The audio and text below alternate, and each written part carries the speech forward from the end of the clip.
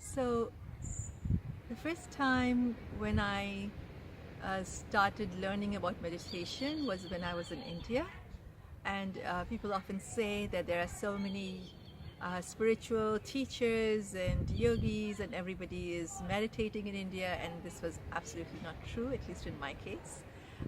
So really what got me interested were books that I came across, and I love to read.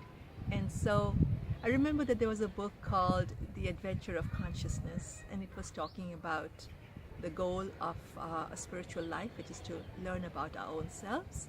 And the book said, this is the greatest adventure that you can embark on. And I was 24 and I was ready for an adventure. And so that was my first start. Then there was another book that came along. It was called The Sunlit Path. And it was written for children. And it had little meditation exercises for children. And I thought, you know, if children can do this, I can do this also. And so I started practicing the exercises that were given for meditation, and they were just amazing, and I got hooked. It gave me so much joy to do the meditation exercises, and so that was how I got interested.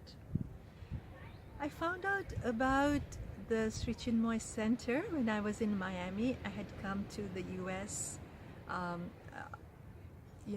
pursue my higher studies. I used to live in India before, and I had started meditating while I was in India on my own, reading from books, and I was dying for a spiritual community of people, other people who meditated, who I could share with my experiences and hear about how they were progressing on the path. And I couldn't find one. I was studying at university in Miami, and so luckily there was a friend, a classmate, and she had been going somewhere for a meditation, and she would be bringing me back books, and I loved the books. And as it turns out, these were books written by Sri Chinmoy.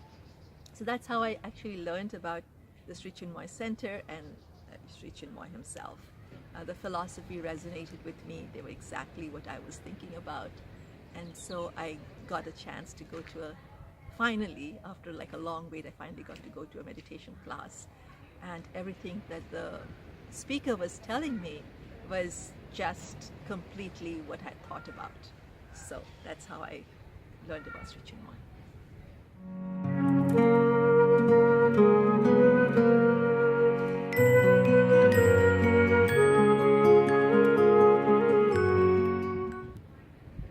So the spiritual teacher is like a coach.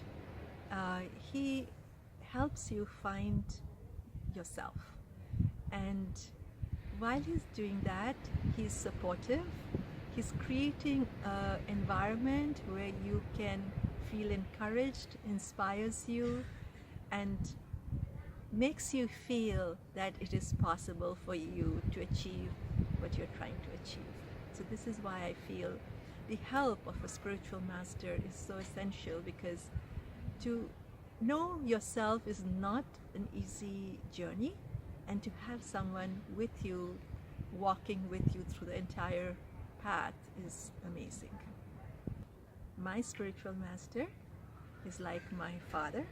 He's my mentor, he's my guide, he is my role model, and he is my best friend.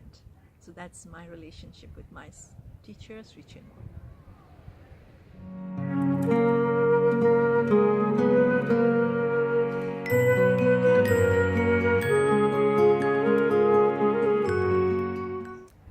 So Sri Chinmoy has many dimensions to his philosophy, but when I first came across his philosophy, this is the part that I think appealed to me most, which is in some ways the basic philosophy of yoga, which is that everything in this universe is connected. There is nothing that is separate from us. So if I speak harshly to someone, I would be speaking harshly to myself. And I felt so, realizing this connectivity, this link between everything, made me feel that I am part of that universe. So that was very beautiful. The second part is that I had heard about meditation and meditation philosophies where the goal was God realization or, achieving our highest potential. But if I thought that my goal was to achieve God realization or nirvana and then go into a state of bliss, while that would sound pretty awesome, there is also a part of me that felt uncomfortable. Like, why would you want to achieve this and then just for your own sake? And Sri Chinmoy's philosophy essentially said that it's not only for yourself. You are a drop of consciousness in this universal consciousness. And so when you do the best that you can as a human being, the kindest person that you can be, the wisest person that you can be, the most compassionate person that you can be, you're changing the color of this universal consciousness. And to me, that recognition of this, how we're all connected and how when we do our best, we're actually doing the best for the whole world, is what really appealed to me about Sri Chinmoy's philosophy.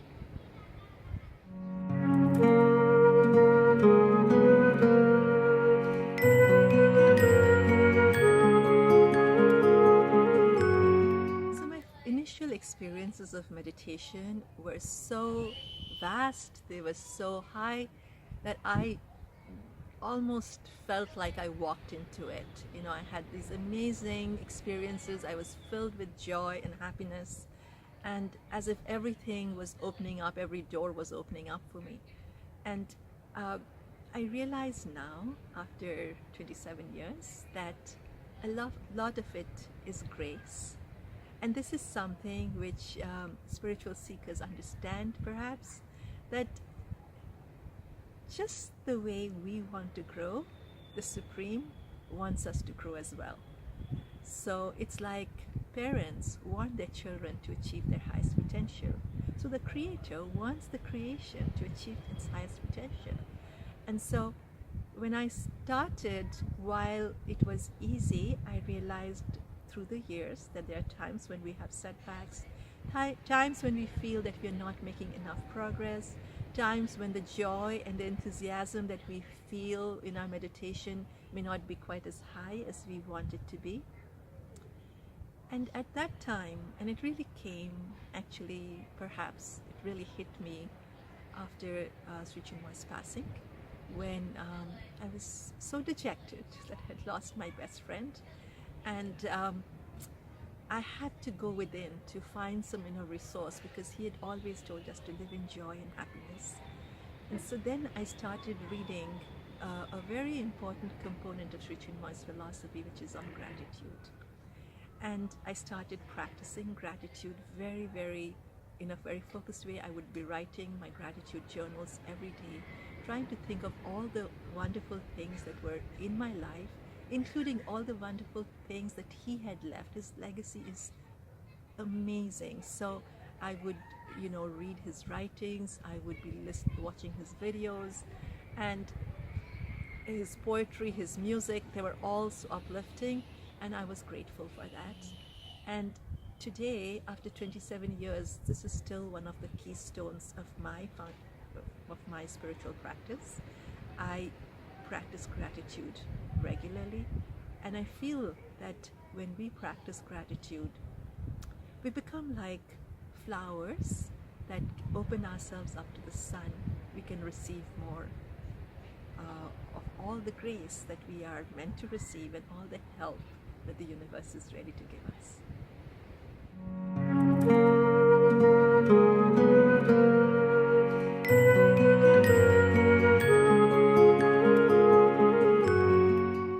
So for someone who is starting out on a spiritual path, I would say that if you're really exploring a path, to look at it as an adventure.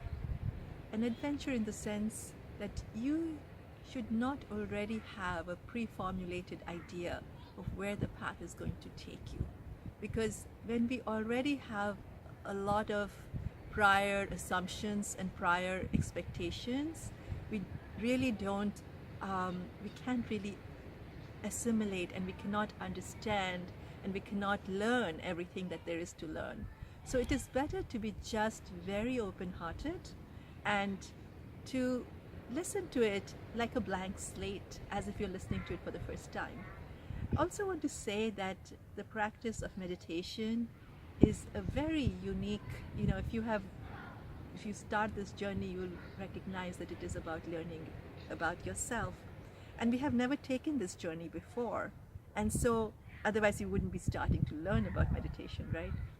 So, in that sense, just keep yourself open and say, all right, I'm going to hear these things with an open mind and practice whatever is being said, and just do it. And then as you're keeping yourself open and you start practicing, you'll find yourself making amazing progress. And there will be times after you have maybe 2 or 3 years, you'll find I'm not making as much progress as I'd made initially. And that is the second piece of advice that I would give. After 27 years, I would say, do not give up, because there is more to come. And there will be new revelations, new doors that will open up, and that will take you deeper, and that will give you more joy than what you had accomplished before. So that's what I have to say. Thank you.